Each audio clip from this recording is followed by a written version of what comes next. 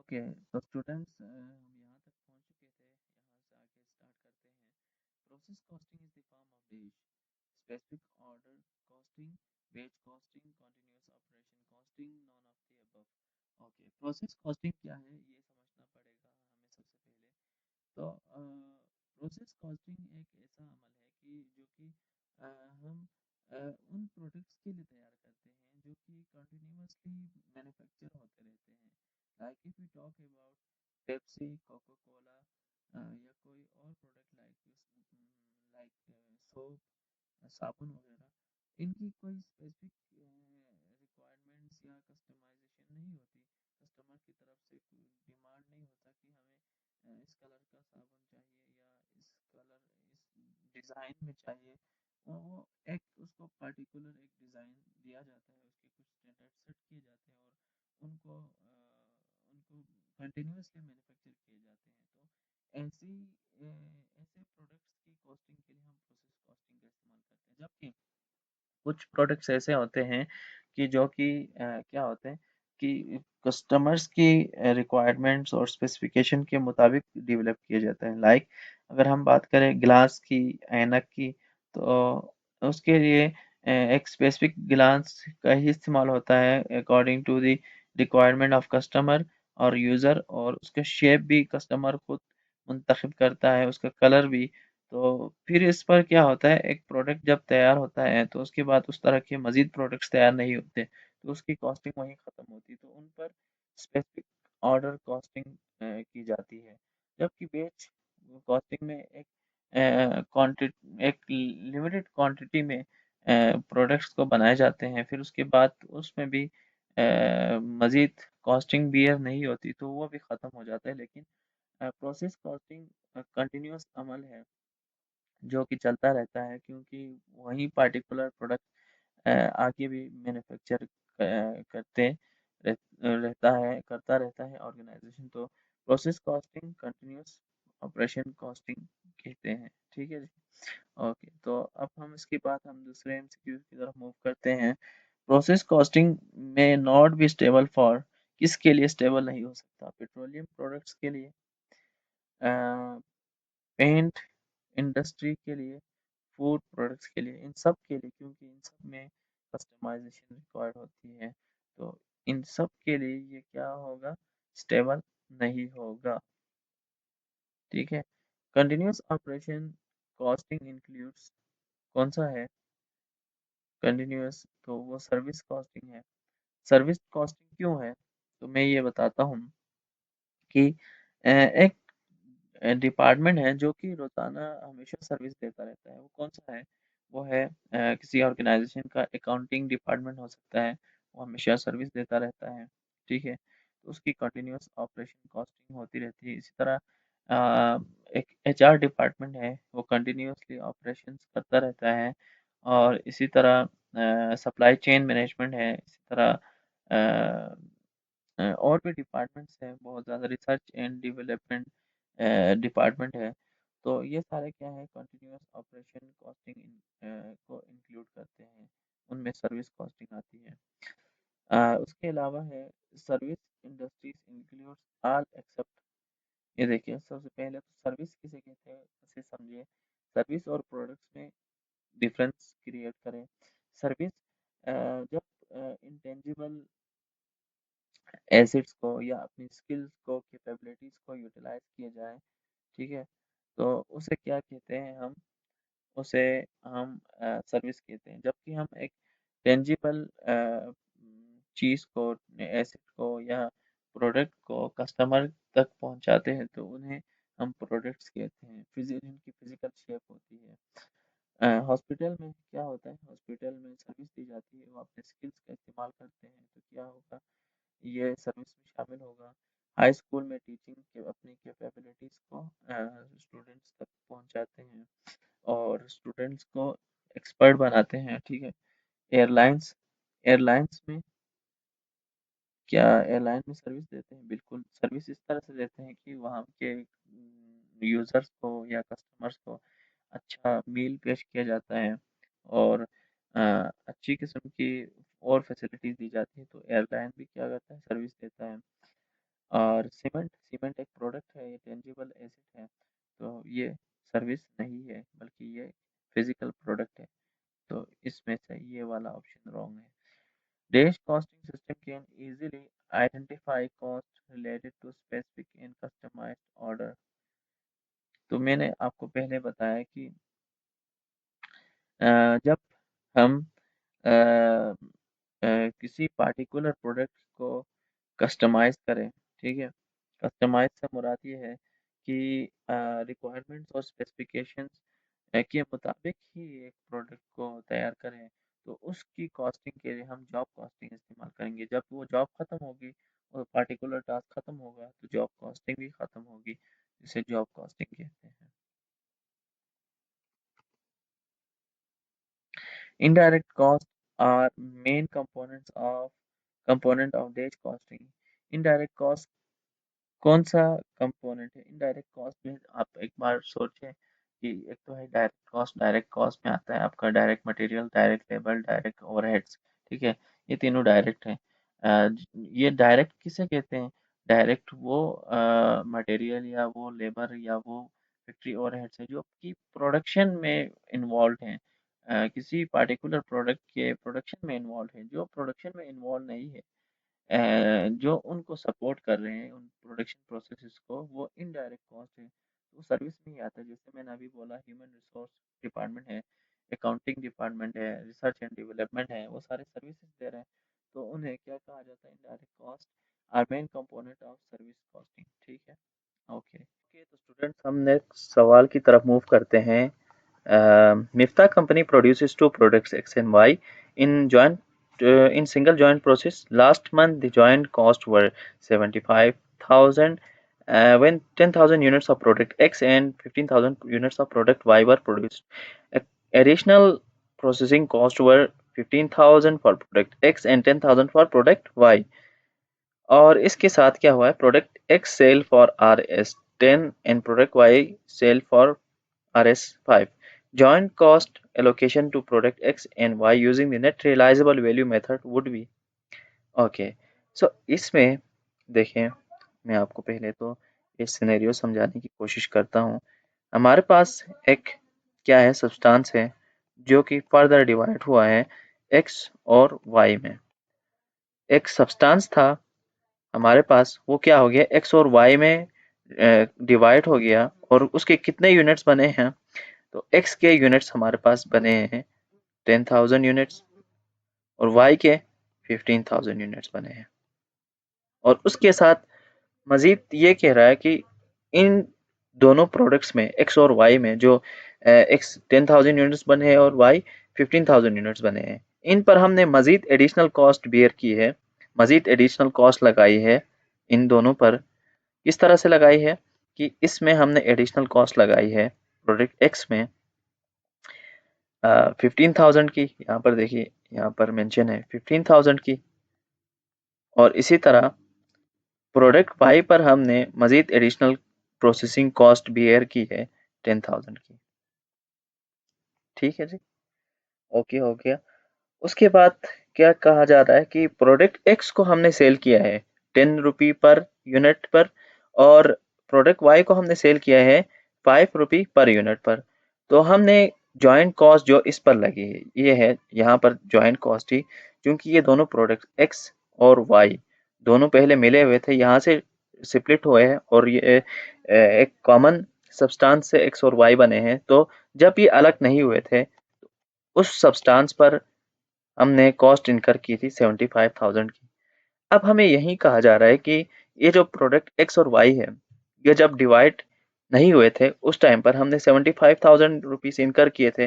अब जब अलग हो गए हैं तो जो 75,000 रुपीज इनकर की थी हमने प्रीवियसली इन दी सब्सटेंस, तो इसी अमाउंट को हमने फर्दर डिस्ट्रीब्यूट करना है इन दोनों सब्सटेंस पर।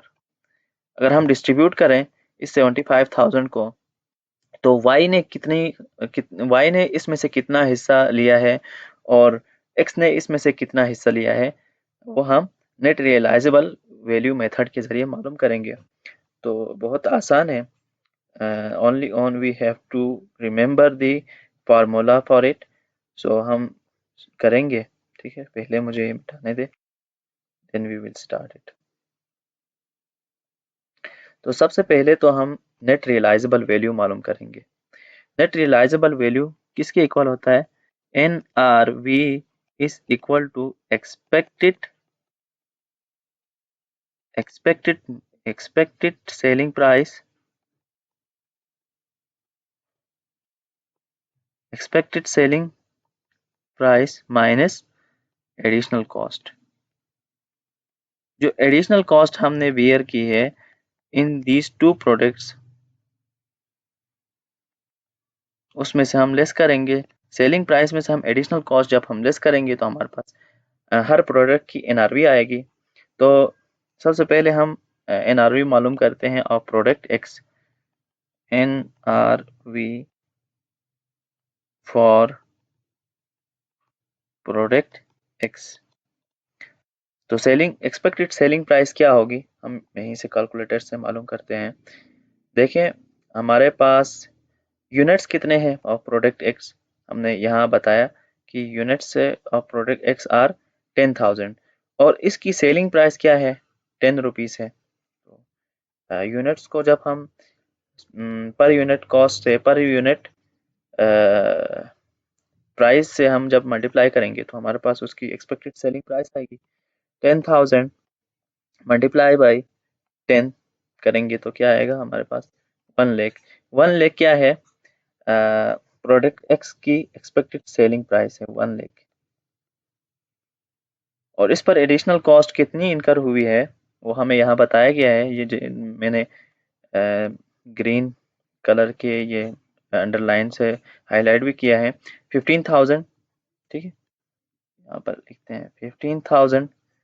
और इसी तरह अगर हम NRV मालूम करें, NRV फॉर प्रोडक्ट Y की मालूम करें तो हमारे पास क्या आएगी।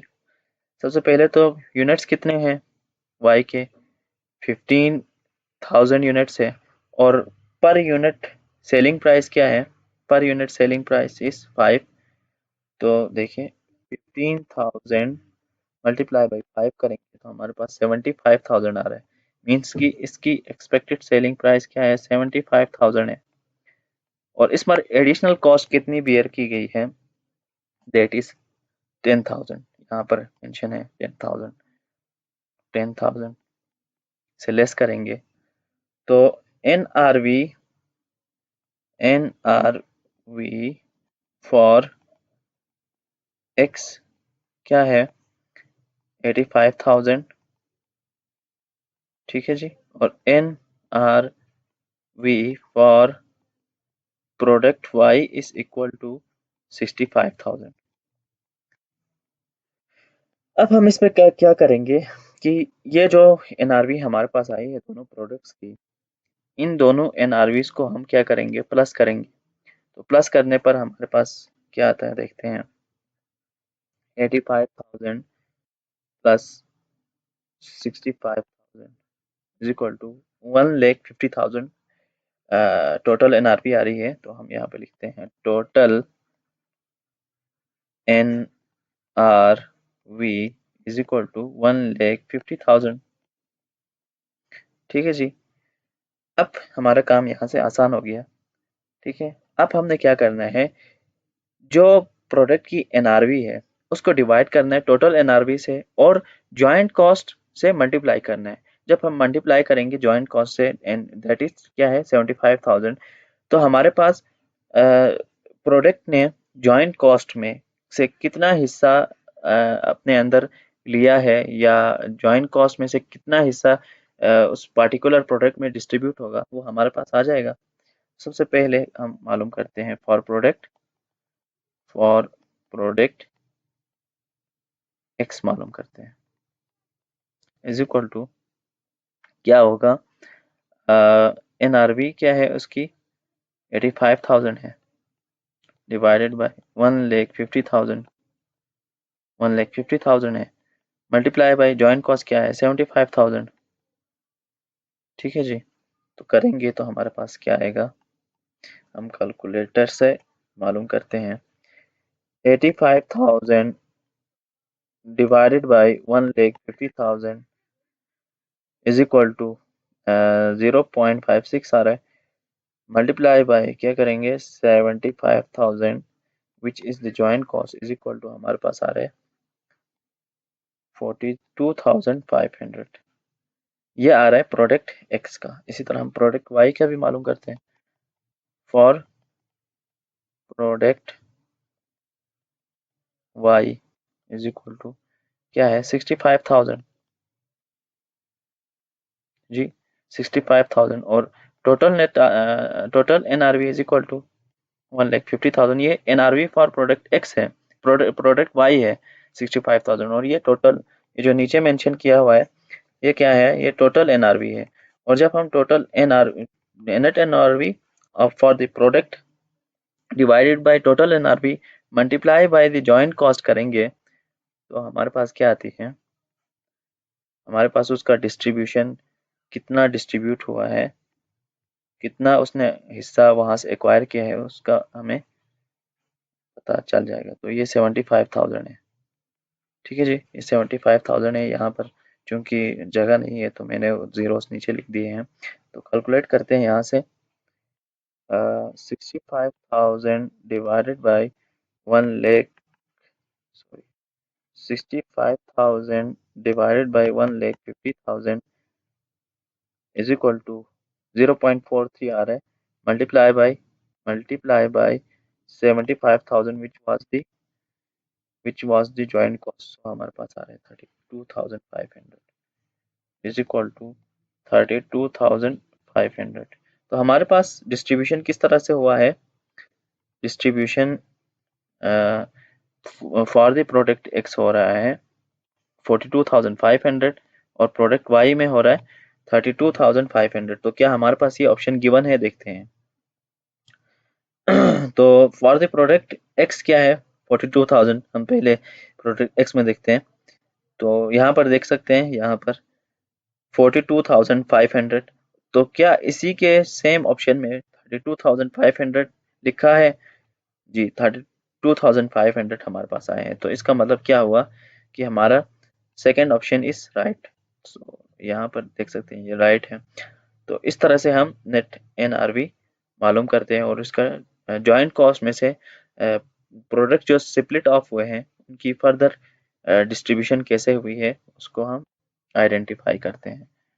तो उम्मीद करता हूँ ये आपको समझ आया होगा। अगर समझ नहीं आया तो आप इसे दोबारा से रिवाइंड करके सुन सकते हैं। तो हम फर्दर दूसरे क्वेश्चन की तरफ मूव करते हैं। Standard costing. Standard costing is the preparation of standard cost and their comparison with dash and the analysis of dash. Okay, देखिए स्टैंडर्ड कॉस्टिंग होती क्या है, सबसे पहले ये समझते हैं। स्टैंडर्ड कॉस्टिंग में हम कंपेयर करते हैं स्टैंडर्ड वैल्यूज को और एक्चुअल वैल्यूज को, उसके कितना डिफरेंस आया है उसे मालूम करते हैं। तो क्या यहाँ पर एक्चुअल वैल्यूज कहीं पे गिवन है जी, यहाँ पर एक्चुअल कॉस्ट गिवन है।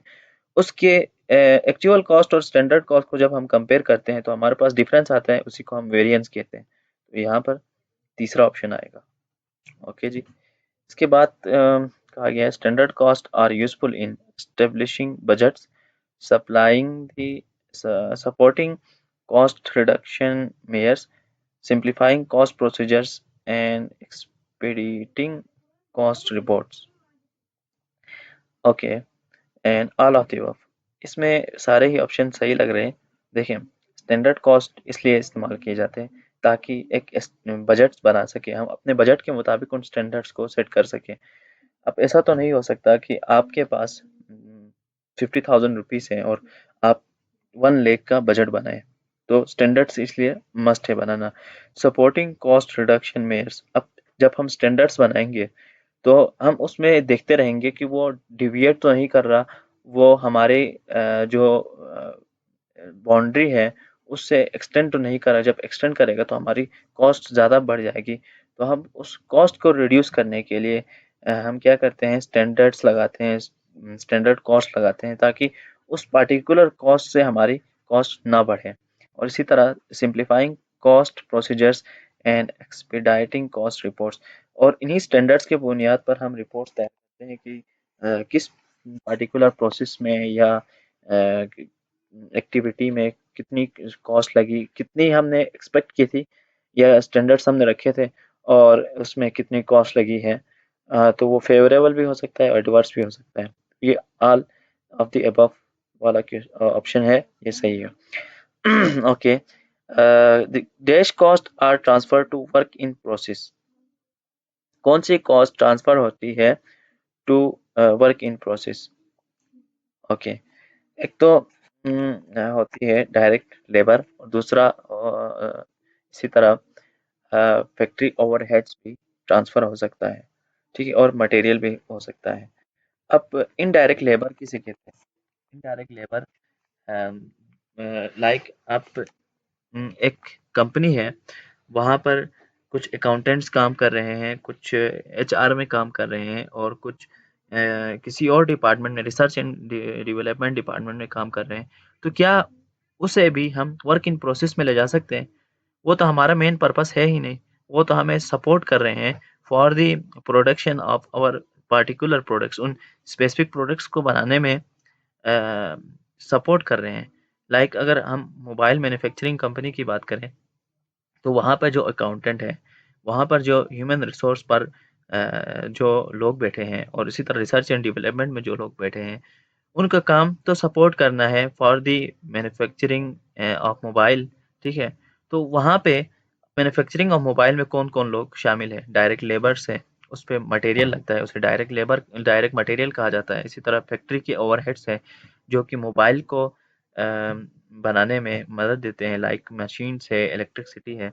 तो जब हमारे मेन पर्पस में से कोई चीज़ रह जाए तो उन्हें वर्क इन प्रोसेस कहा जाता है, ना कि उन काम को जो कि हमारे सपोर्टिंग डिपार्टमेंट्स है, उनके काम रहने पर हम उनको वर्क इन प्रोसेस नहीं कहेंगे, बल्कि वो तो उन्हीं पार्टिकुलर प्रोडक्ट्स जिन पर हम काम कर रहे हैं उन्हीं के मुताबिक चलेंगे। तो उन्हें कभी भी हम वर्क इन प्रोसेस में नहीं लेंगे, बल्कि हम उन्हीं मेन लेबर को जो उस टास्क में इन्वॉल्व हैं, उस मेन पर्पस में इन्वॉल्व हैं, और फैक्ट्री ओवरहेड्स को और इसी तरह मटेरियल को जो उस प्रोडक्ट के बनाने में इन्वॉल्व है, उसको हम वर्क इन प्रोसेस में शामिल करेंगे। If there is a favorable material price variance, then this could be due to, अच्छा, मटेरियल में अगर फेवरेबल प्राइस की वेरिएंस आए तो इसका मतलब क्या हो सकता है? देखिए, मटेरियल हमने एक स्टैंडर्ड सेट किया होगा कि इतने मटेरियल की प्राइस जाएगी, ठीक है। और हमें अमाउंट भी गिवन होगी, ठीक है। तो या तो ये हो सकता है कि अमाउंट में कमी हो जाए, ठीक है। अमाउंट अगर कम हो जाए तो हमारी प्राइस कम होगी, ठीक है। तो इस तरह से वेरिएंस आएगा। या तो चूंकि हम मटेरियल प्राइस वेरिएंस में हम प्राइस की ही बात कर रहे होते हैं, इसका मतलब ये होगा कि हम मार्केट में ऐसे प्रोडक्ट्स को ढूंढे, ऐसे चीज़ों को ढूंढे जिनकी प्राइस बहुत कम है। तो प्राइस जिनकी कम प्राइस में हम जब प्रोडक्ट को देखते हैं तो हमें उनकी इंफीरियर क्वालिटी मिलती है। इसका मतलब क्या हुआ कि मटेरियल की प्राइस तो कम हुई है, लेकिन इसके साथ हमारे लिए नुकसान क्या हुआ है कि इंफीरियर क्वालिटी ऑफ मटेरियल मिले हैं, वो यूज़ किए गए हैं, जिसकी वजह से हमारा मटेरियल प्राइस वेरिएंस फेवरेबल आ रहा है। Okay, favourable labour variance combined with an adverse wage rate variance could be caused bye.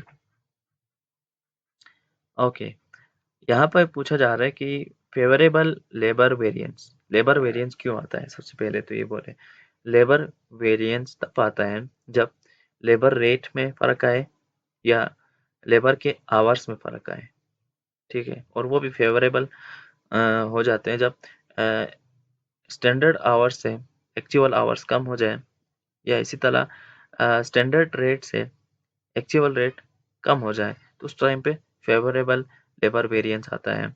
With N adverse wage rate variance, यहाँ पे और बात की जा रही है कि वेज रेट में कमी हुई है। मैंने अभी आपको बताया कि लेबर वेरिएंस में दो चीज़ें हैं, एक तो रेट है, दूसरा स्टैंडर्ड आवर्स है।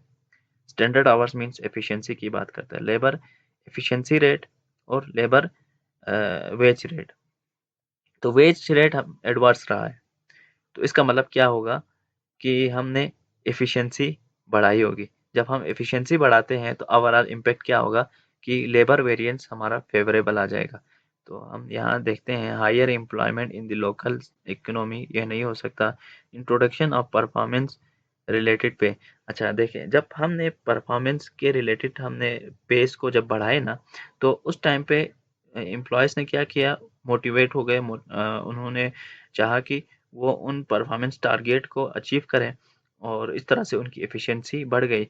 तो लेबर एफिशिएंसी रेट बढ़ गई, जबकि लेबर रेट वेरिएंस क्या हो गया, लेबर वेज रेट वेरिएंस कम हो गया, एडवर्स में चला गया, जबकि लेबर एफिशिएंसी रेट फेवरेबल में चला गया। तो इस वजह से ओवरऑल क्या हो गया, फेवरेबल लेबर वेरिएंस क्या हो गया, ओवरऑल लेबर वेरिएंस फेवरेबल हो गया। ये मैं आपको समझाता हूँ। Let's suppose labour variance rate किसके इक्वल होता है, labour rate variance plus labour efficiency variance के इक्वल होता है। तो यहाँ पे देखिए let's suppose labour rate variance तो हमारे पास कहा गया कि क्या हो गया, ये एडवर्स में चला गया। एडवर्स किस तरह से कि ये लेट्स सपोज करते हैं हम 50 एडवर्स चला गया, लेकिन उसी के साथ-साथ चूँकि हमने कुछ परफॉर्मेंस रिलेटेड पे को इंट्रोड्यूस किया था ऑर्गेनाइज़ेशन में, तो एम्प्लॉइज़ ने बढ़-चढ़ कर हिस्सा लिया और उनकी एफिशिएंसी अनएक्सपेक्टेडली बहुत ज़्यादा बढ़ गई और वो हो गया 100 फेवरेबल, ठीक है? अब हम इन दोनों को जब प्लस करेंगे तो हमारे पास आता है 50 फेवरेबल। तो ओवरऑल लेबर वेरिएंस रेट क्या हो गया, फेवरेबल हो गया, 50 फेवरेबल हो गया। तो इस तरह से क्या हो गया, इंट्रोडक्शन ऑफ परफॉर्मेंस रिलेटेड पे की वजह से क्या हो गया, लेबर रेट वेरिएंस फेवरेबल हो गया। ओके, नेक्स्ट क्वेश्चन की तरफ मूव करते हैं। यहाँ पर पूछा गया है following data is related to job 3, standard hours work 80 है, एक्चुअल आवर वर्क 75 और standard wage rate per hour 100 है, actual wage rate per hour 105 है। तो हमने क्या मालूम करना है, लेबर वेरिएंस फॉर जॉब फीस। अच्छा, अब देखिए यहीं जो ऊपर हमने किया था इसे यहीं पर अप्लाई करना है। तो सबसे पहले हम लेबर रेट वेरिएंस मालूम करते हैं, लेबर रेट वेरिएंस मालूम करते हैं। Labour rate variance is equal to पहले कितनी रेट पे काम कर रहे थे, स्टैंडर्ड रेट क्या है, standard rate is equal to 100 है और एक्चुअल रेट 105 है, ठीक है। और इन्होंने काम कितना किया है, काम किया है स्टैंडर्ड आवर्स पे हम कभी हमेशा मालूम करेंगे, नहीं स्टैंडर्ड आवर्स पे नहीं, एक्चुअल आवर्स पे कितने आवर्स इन्होंने वर्क किए हैं, तो 75 आवर्स इन्होंने वर्क किया है। तो हम कैलकुलेट करते हैं 100 minus 105 is equal to -5 multiply by 75 hours is equal to 375, 375 आ रहे हैं हमारे पास। क्योंकि ये देखिए ये है हमारे पास स्टैंडर्ड रेट पर आवर है और एक्चुअल रेट पर आवर बढ़ गया है, तो ये हमेशा हमारे पास क्या आएगा, चूंकि एक्चुअल रेट पर आवर बढ़ गया तो हमारे पास ये एडवर्स में ही आएगा, 375 एडवर्स हो गया। अब हम मालूम करते हैं labour efficiency rate, labour efficiency variance, sorry labour efficiency variance किसके इक्वल होता है, हमने स्टैंडर्ड आवर्स कितने रखे थे और उन्होंने एक्चुअली वर्क कितना किया। तो स्टैंडर्ड आवर्स हमारे पास थे 80, उन्होंने काम कितना किया 75 आवर्स, ठीक है जी। और स्टैंडर्ड वेज रेट कितना था, standard wage rate per hour 100 है, 100 है। तो जब हम इस पार्टिकुलर इक्वेशन को सॉल्व करेंगे तो हमारे पास लेबर एफिशिएंसी रेट आएगा -75 is equal to 5 multiply by 100 is equal to 500 आया। अब देखिए ये 500 तो आया है हमारे पास, लेकिन उसके साथ साथ ये भी देख ले कि ये एडवर्स होगा या फेवरेबल होगा। ठीक है, यहाँ पर लेबर एफिशिएंसी वेरिएंस की बात की जा रही है। तो एक्चुअली क्या था हमारे पास, एक्चुअली हम काम कर रहे हैं, एक्चुअल आवर्स वर्क हमने 75 आवर्स काम किए, स्टैंडर्ड आवर्स कितने थे, 80 आवर्स थे। ठीक है, यानी कि जो काम 80 आवर्स का था वो हमने 75 आवर्स में कंप्लीट किया है। तो इसका मतलब ये हमेशा हमारे पास फेवरेबल आना चाहिए, क्योंकि ज़्यादा वक्त का काम हमने कम वक्त में किया, तो इस वजह से हमारी एफिशिएंसी बढ़ गई। तो ये क्या होगा, 500 फेवरेबल। ठीक है, अब हम जब इन दोनों को प्लस करेंगे, 375 प्लस ये एडवर्स है, ठीक है, 500 फेवरेबल इज इक्वल टू